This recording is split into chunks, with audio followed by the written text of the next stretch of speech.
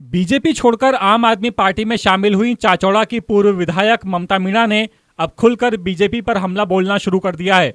एक press conference को संबोधित करते हुए ममता मीणा ने बीजेपी कार्यकर्ताओं को समय रहते सही फैसला लेने की सलाह दे डाली। ये नई भाजपा, पुराने भाजपा के जो निष्ठावान कार्यकर्ता है ना, उन लोगों का नंबर नहीं लगने देंगे। इसलिए उनसे भी कहना चाहूँगी, समय रहते आप भी अपना उचित डिसीजन ले, क्योंकि आपका सम्मान नहीं होने, जब मेरे जैसे कार्यकर्ता का सम्मान नहीं हुआ, काम करने वाले कार्यकर्ता का, तो आपका क्या होगा। इसलिए आप उनको भी समय रहते उचित अपना वो लेना चाहिए डिसीजन। इसके बाद ममता मीणा के निशाने पर थे कांग्रेस छोड़कर बीजेपी में आए केंद्रीय मंत्री ज्योतिरादित्य सिंधिया।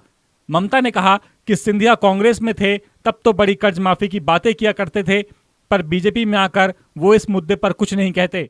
और जैसे कि ज्योतिष सिंधिया जी ने उन्होंने कहा 2 लाख का कर्जा नहीं दे रहा उन्हें, तो मैं उन्होंने सरकार गिरा के और भाजपा में आए, क्यों नहीं उठाया उन्होंने ये मुद्दा एक बार भी।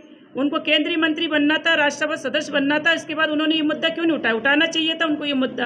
किसानों के अगर हितैषी है तो उठाना चाहिए था। युवाओं को बेरोजगारी भत्ता नहीं दिया 4000 रुपये कांग्रेस ने, ये माला मुद्दा भी उनको उठाना चाहिए था, क्यों नहीं उठाया उन्होंने। बीजेपी से टिकट काटे जाने पर भी ममता का दर्द सामने आया। ममता ने कहा कि शीर्ष नेतृत्व का बहाना बनाकर मुझे पीछे धकेला गया और मुझसे कहा गया कि मेरा सर्वे में नाम नहीं आता। काम करने वाले लोगों को उनको जरूरत नहीं है, और हम काम करने वाले थे, उन्हें जरूरत नहीं थी, तो हम यहाँ आ गए, क्योंकि यहाँ काम करने वालों की कदर है, यहाँ काम करने वालों को सम्मान दिया जाता है, यहाँ काम करने वालों को आगे बढ़ाया जाता। हमें वहाँ पर हम काम करते थे, हमें पीछे धकेला गया, हमारी आवाज़ को दबाया गया, और वरिष्ठ नेतृत्व का नाम लेकर पीछे करा गया, धकेला गया हम लोगों को, क्योंकि वरिष्ठों का मतलब नाम लेकर कि भाई तुम्हारा सर्वे में नाम नहीं आ रहा। इस दौरान ममता मीणा शिवराज सरकार की महत्वाकांक्षी लाडली बहना योजना पर भी तंज कसती नजर आई।